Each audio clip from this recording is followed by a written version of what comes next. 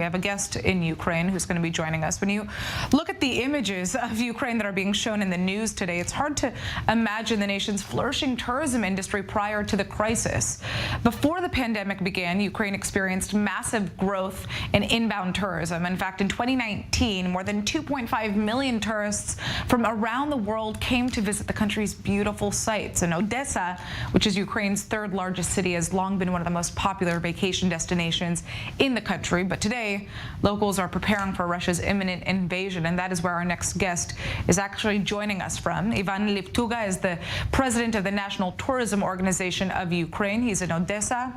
So, what do you know about damage to tourist sites in Ukraine? We know that, Russian missiles and shells have struck the site of Babyn Yar, which is the Holocaust memorial site, is often very visited by tourists. Yes, of course, we don't talk about tourism at all now.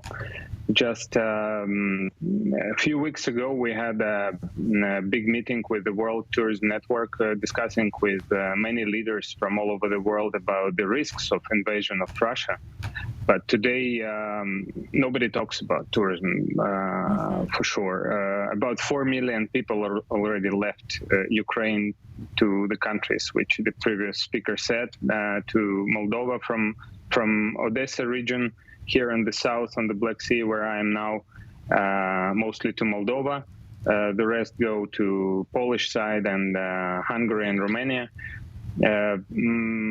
All tourists left, I suppose, already a few weeks before. Yeah. Well, the tourism industry is, probably the last thing on people's minds as we're seeing hundreds of thousands of people flee the country. What do you see about tourism for Ukraine moving forward? Because on one hand, we are seeing this major destruction, but on the other hand, Ukraine is also being rebranded by this war completely.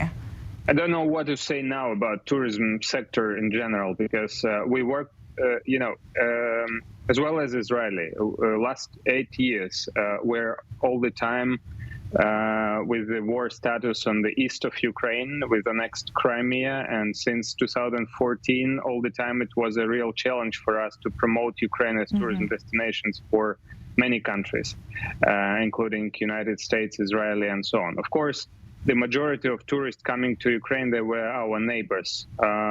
We had about 13.5 million foreigners coming annually to Ukraine. Before 2014, it was about 25 million people coming to Ukraine. And majority of them are Moldovians, Romanians, Polish, Russian, Belarus, Georgian, Turkey a bit. But the rest of countries, there were not so many. Last summer, we had a lot of tourists from Saudi Arabia coming to Ukraine because everything was closed for them, and they opened our destination. But now, of course, we cannot think about rebranding now, because we don't know if we have something until the end of this war, because what they are doing now, they are just bombing our cities. Kharkiv is a real Stalingrad of the 21st century. They are bombing.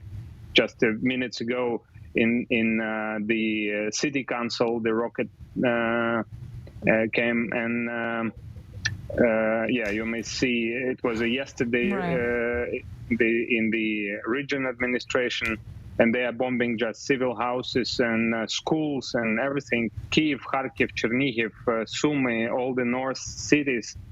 It's a madness. What is going on. I just want to say I myself traveled to Ukraine in 2019, just about 3 years ago, and unbelievable country. Odessa, I was in Odessa myself, a beautiful city. It is just so hard to see the images of what is happening there. But, I do hope for those, who are planning to travel in the future, obviously we don't know what's going to happen here, that they do continue to view Ukraine for the beautiful country that it is, despite all of this. I'd like to thank you for joining us.